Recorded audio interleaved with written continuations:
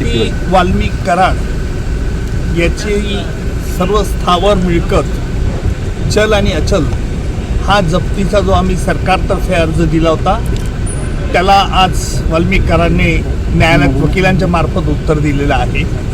त्या अर्जाची चौकशी 17 तारखेला होईल आणि त्या अर्जावर त्याचा युक्तिवाद माझे सहकारी ॲडव्होकेट कोल्हे हे करतील। तसेच या खटल्यामध्ये मोकाकाखाली मला दोषमुक्त करावे असा जो वाल्मिक कराडचा अर्ज होता त्यावर आम्ही कोर्टाला न्यायालयाला असं प्रस्तावित केलं की आपण याला दोषमुक्त करावं किंवा त्याच्यावरती आरोप निश्चित करावे आणि त्याप्रमाणे असा आम्ही जो निर्णय घ्यायचा आहे तो एकत्रित सुनावणीत घेण्यात यावा।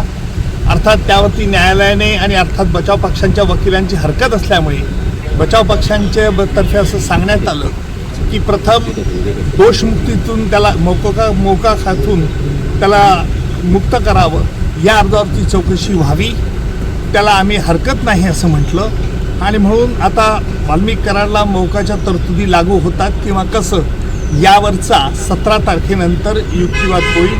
त्या दरम्यान 17 तारखेला जे काही अर्ज न्यायालयात प्रलंबित होती त्यावरती युक्तिवाद आणि न्यायालय त्यावरती निर्णय येईल। 17 तारखेला ही तारीख फार त्या अर्जांच्या चौकशी करत असल्याने मी त्या तारखेला उपस्थित राहणार नाही, परंतु ज्या ज्या वेळेला महत्त्वाच्या घडामोडी असतील त्यावेळेला मी निश्चित न्यायालयात हजर असणार आहे आणि तसंच माझे सहकारी ॲडव्होकेट कोल्हे हे सरकारतर्फे बाजू हे 17 तारखेला मांडतील।